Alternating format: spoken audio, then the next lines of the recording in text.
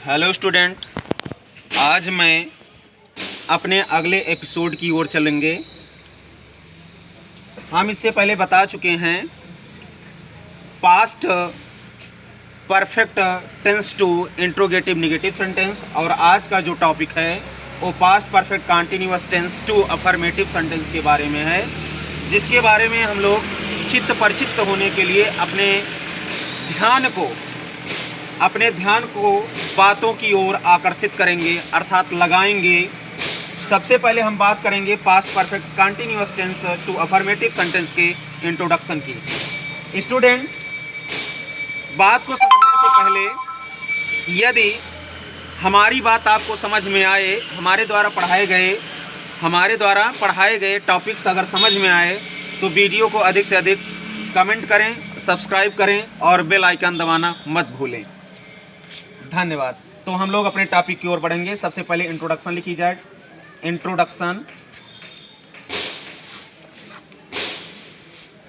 Introduction means परिचय होता भैया। पास्ट परफेक्ट कंटिन्यूअस टेंस के अफर्मेटिव अर्थात साधारण वाक्यों की परिचय क्या है, इंट्रोडक्शन क्या है, इसके बारे में हम लोग समझेंगे। इंट्रोडक्शन कहता है कि इस काल के वाक्यों के अंत में, इस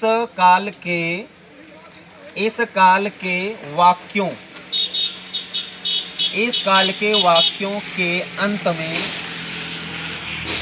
में रहा था, रही थी, रहे थे, रहा था, रही थी, रहे थे आदि शब्दों के साथ साथ समय भी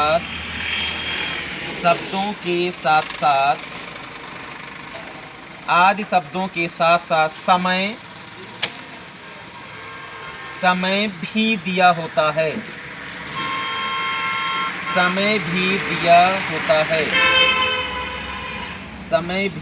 होता है।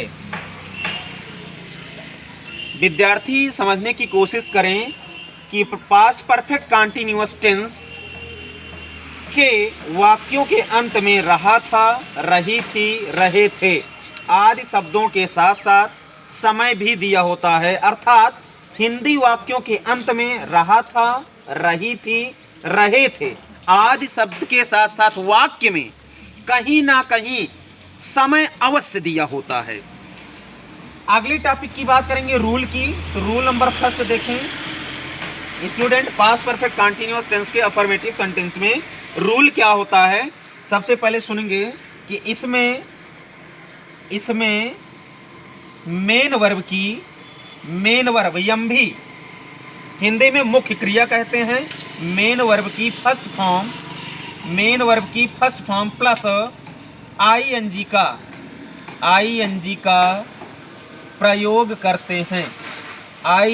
प्रयोग करते हैं। इसमें मेन वर्ब की फर्स्ट फॉर्म प्लस आईएनजी का प्रयोग करते हैं।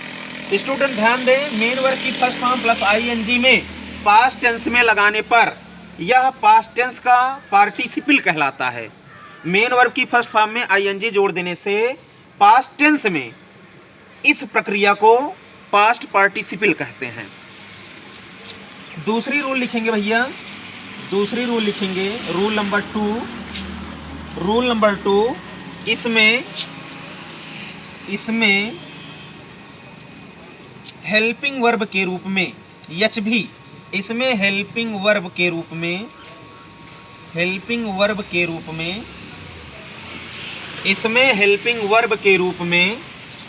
हैड बीन का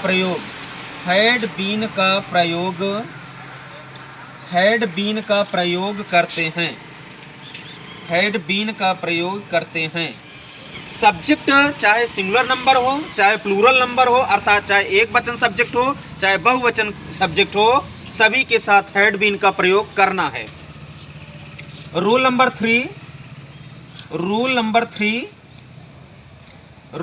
थ्री की बात की जाए तो समय के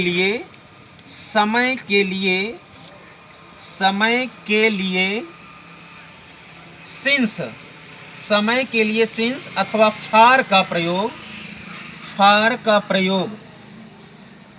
फार का प्रयोग अवधि के अनुसार करना है।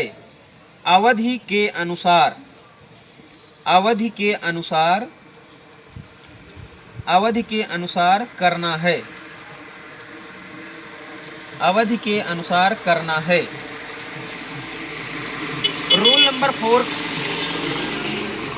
रूल नंबर 4 की बात की जाए, सिंस का प्रयोग।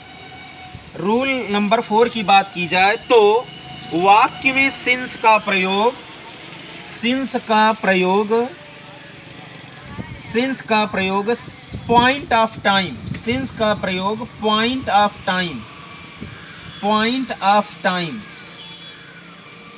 के लिए करना चाहिए, अर्थात निश्चित समयों के लिए करना चाहिए, बिंदुवत समय के लिए, पॉइंट ऑफ टाइम के लिए सिंस का प्रयोग करना चाहिए। रूल नंबर 5 कहता है, रूल नंबर 5 कहता है कि फॉर का प्रयोग, फॉर का प्रयोग, रूल नंबर 5 कहता है कि फॉर का प्रयोग period of time, period of time, period of time के लिए, पीरियड ऑफ टाइम के लिए करना चाहिए, पीरियड ऑफ टाइम के लिए करना चाहिए, पीरियड ऑफ टाइम के लिए करना चाहिए, पीरियड ऑफ टाइम के लिए करना चाहिए।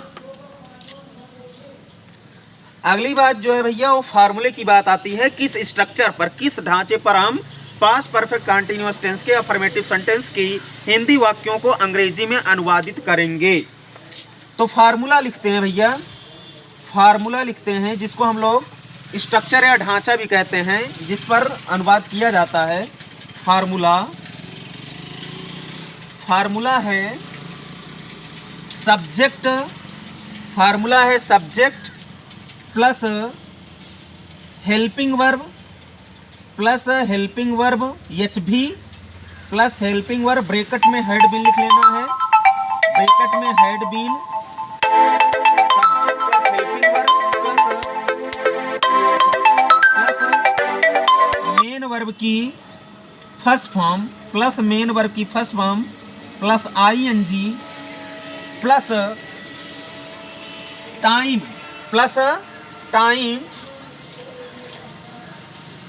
ING प्लस ऑब्जेक्ट रहेगा भाई, प्लस ऑब्जेक्ट प्लस टाइम, उसके बाद अदर वर्ड, उसके बाद अदर वर्ड। फार्मूला कहता है कि सबसे पहले वाक्य में सब्जेक्ट को लिखें, उसके बाद सब्जेक्ट के अनुसार हेल्पिंग वर्ब लिखें, मेन वर्ब की फर्स्ट फॉर्म के साथ ING लगाएं, उसके बाद ऑब्जेक्ट, तब टाइम, और उसके बाद अदर वर्ड को जोड़ना है। इस प्रकार से एक वाक्य लिखा जाए, इस प्रकार से एक वाक्य लिखा जाए, इस प्रकार से एक वाक्य लिखा जाए। एग्जाम्पल नंबर फर्स्ट, जैसे मैं बाजार, मैं बाजार 4 बजे से, मैं बाजार 4 बजे से जा रहा था, जा रहा था। मैं बाजार 4 बजे से जा रहा था। स्टूडेंट ध्यान दें, अगर हमको सब्जेक्ट, ऑब्जेक्ट, समय तथा अदर वर्ड की पहचान नहीं है तो ध्यान दीजिए, सबसे पहले वाक्य में देखना चाहिए कि वाक्य के अंत में लगा क्या है। तो देखेंगे कि वाक्य के अंत में रहा था लगा है। क्या लगा भैया? रहा था लगा है। तो इंट्रोडक्शन के अनुसार इस काल के वाक्यों के अंत में, इस काल के वाक्यों के अंत में रहा था, रही थी, रहे थे लगा है। अर्थात हमें हिंदी वाक्य के एग्जाम्पल देखने से पता चल जाता है कि इसके वाक्य के अंत में रहा था लगा है, इसलिए यह वाक्य past perfect continuous tense to affirmative sentence का है। और इसके साथ साथ 4 बजे समय भी दिया गया है, इसके साथ साथ 4 बजे समय भी दिया गया है, जो परफेक्ट कंटीन्यूअस, जो पास्ट परफेक्ट कंटीन्यूअस टेंस की पहचान बताती है। समय का होना अनिवार्य है और साथ साथ में वाक्यों के अंत में रहा था, रही थी, रहे थे आदि शब्दों में से कोई भी एक शब्द लगा होना अनिवार्य है, जरूरी है। इसके बाद हमको पता होना चाहिए कि इस हिंदी वाक्य में काम क्या हुआ है।